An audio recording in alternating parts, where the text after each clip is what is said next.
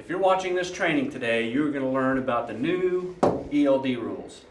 Now, back 2 years ago or a year ago in 17, the government said everybody's got to have electronic logs. So everybody did that. Now the government's saying everybody has to be on ELD mode.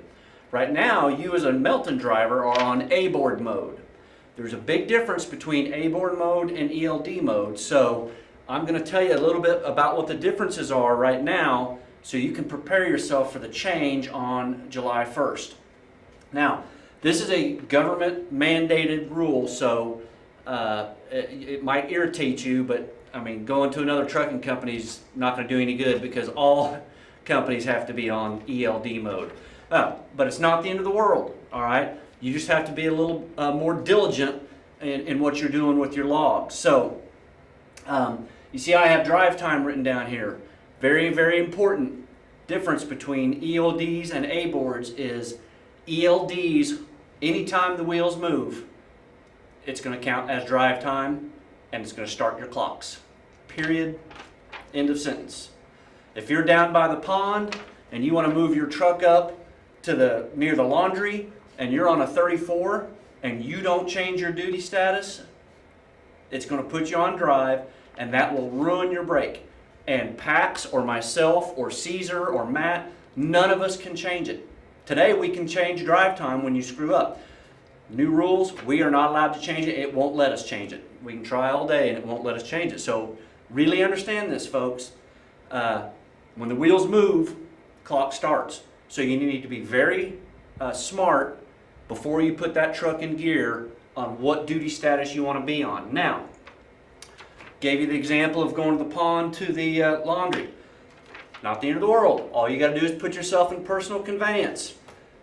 We are going to turn on the personal conveyance, which is a lot like your off-duty driving right now, function for you to use when you're on personal business, even when you're under a trailer. If you're doing something personal, say moving a parking spot at a shipper, use personal conveyance. Otherwise, your clocks will start.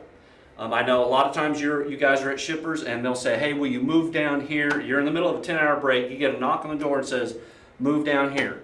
Use personal conveyance to do that so it doesn't break your clock and you're perfectly within your rights to do that.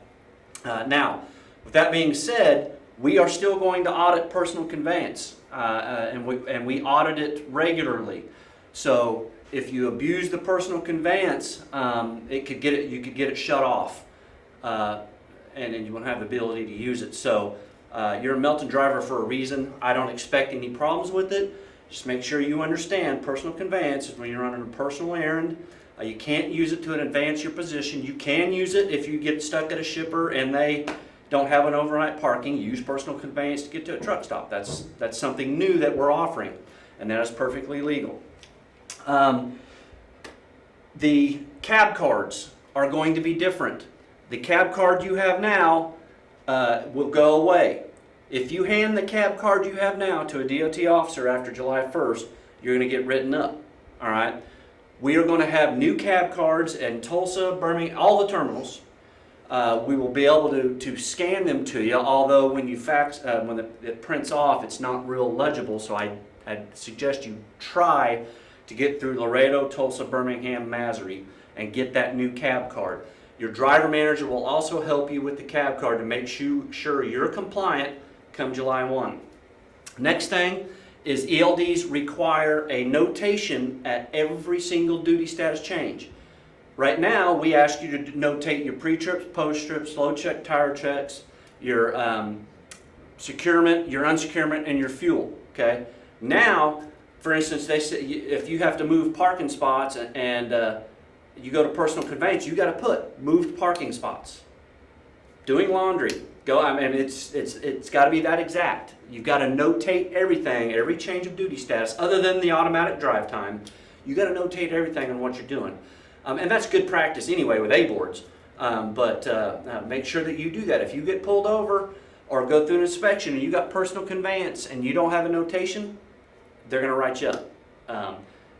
And you know, guys, I don't want to come across like this is just this big deal. It's not.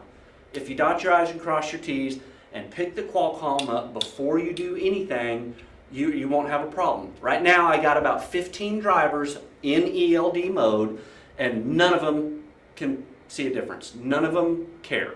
It's like I didn't even flip a switch for them. They're just business as usual, other than I gave them a new cab card.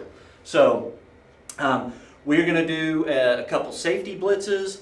We're going to try to get you on the phone. We're going to, you know, in safety meetings we're going to talk about this, and I want you to make sure that you, if you can, get online and Google ELD rules or FMCSA ELD rules, and it'll pop up 1,000 different articles on the ELD rules and what you're allowed to do and what you're not allowed to do. But again, biggest thing, wheels move, duty status is on duty, and it can't be changed.